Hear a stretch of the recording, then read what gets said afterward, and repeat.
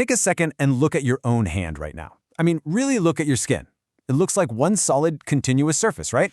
But imagine if you could shrink down, way smaller than a grain of sand, literally smaller than a speck of dust, until you were standing right in the microscopic depths of your own tissue. What you would find down there is absolutely mind-blowing. You wouldn't see a solid surface anymore. Instead, you'd find billions of tiny, bustling factories working around the clock.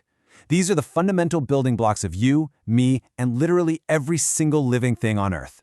Welcome to this explainer. I am so pumped to guide you through this today. We're going to take an incredible journey from the macroscopic human scale we're all used to, all the way down into the fascinating microscopic structures that make life possible. Together, we're going to unpack the architecture, the daily operations, and the hidden secrets of the cell factory.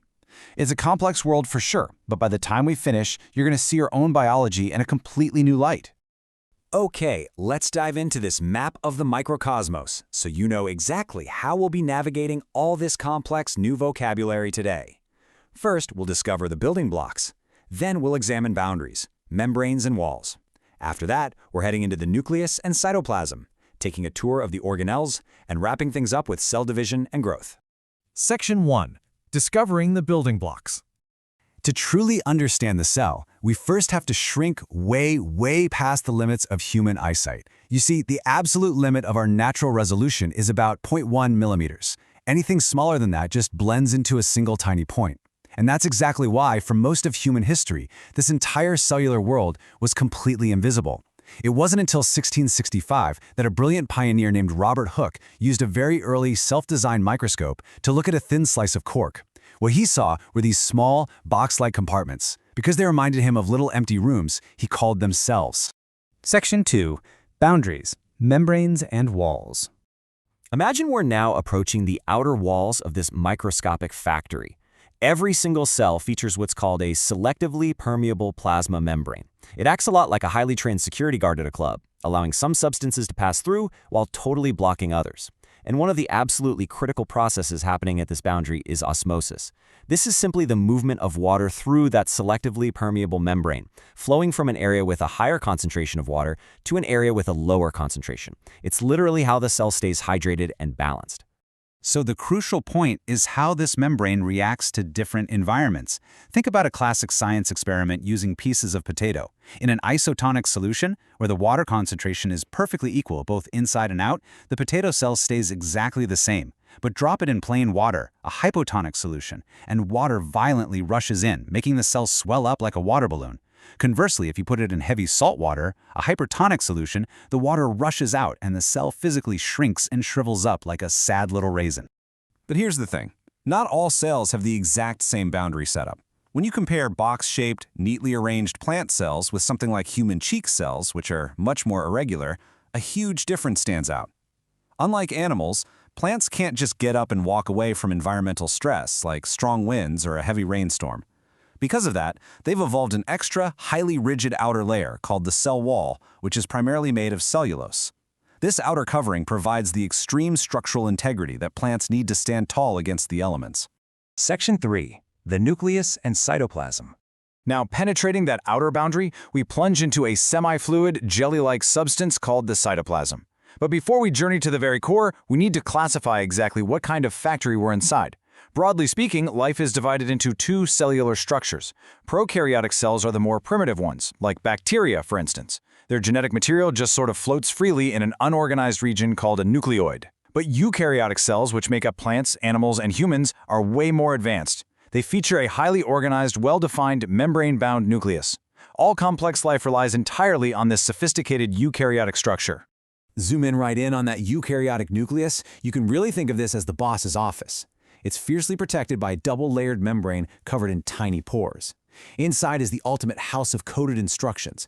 It holds chromatin material, which neatly organizes into rod-shaped chromosomes when the cell is getting ready to divide.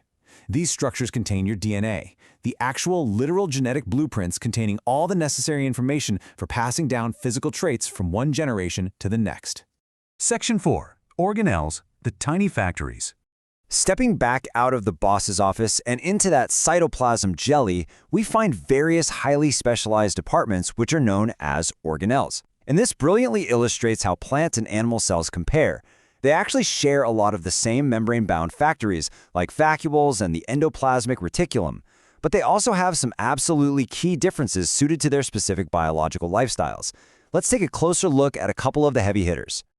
First up is the mitochondrion. You have to appreciate its incredible structure. It has two membranes, but the inner membrane is deeply folded into these long finger-like projections called cristae. And this isn't just a random design flaw. Those folds drastically increase the surface area available, providing way more space for complex chemical reactions to take place. Because of those intense chemical reactions, the mitochondria are famously known as the powerhouses of the cell. They break down glucose and other molecules to release vital energy. And this energy is meticulously packaged and stored in a molecule called ATP.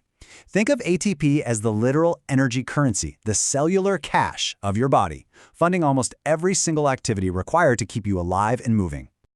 Now let's shift our focus to an organelle that is completely absent in animal cells but is absolutely vital for plants, the plastids. Specifically, we're looking at a type of plastid called a chloroplast.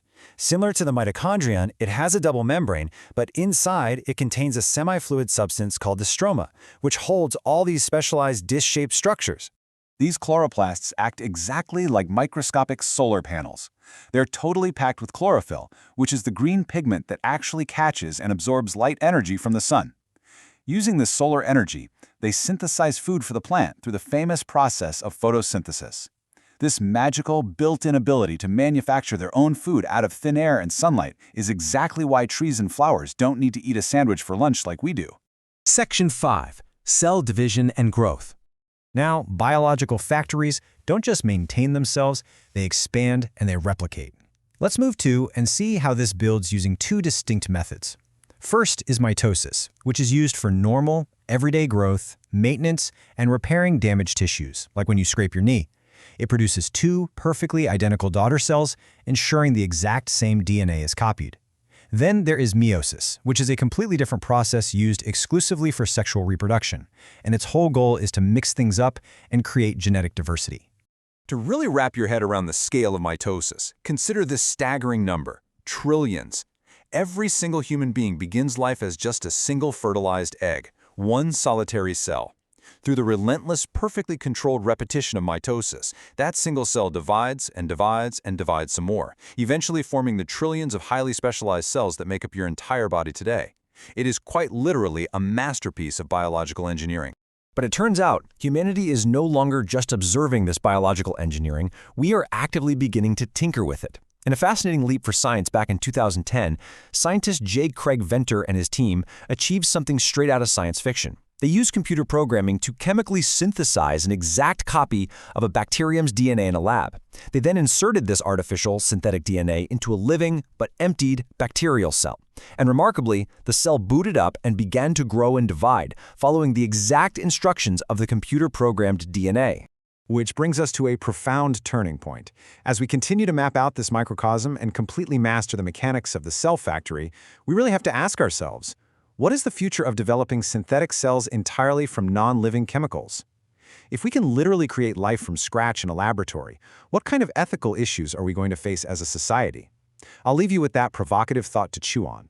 Thank you so much for joining me on this incredible journey into the building blocks of life. Keep questioning, keep learning, and I will see you in the next explainer.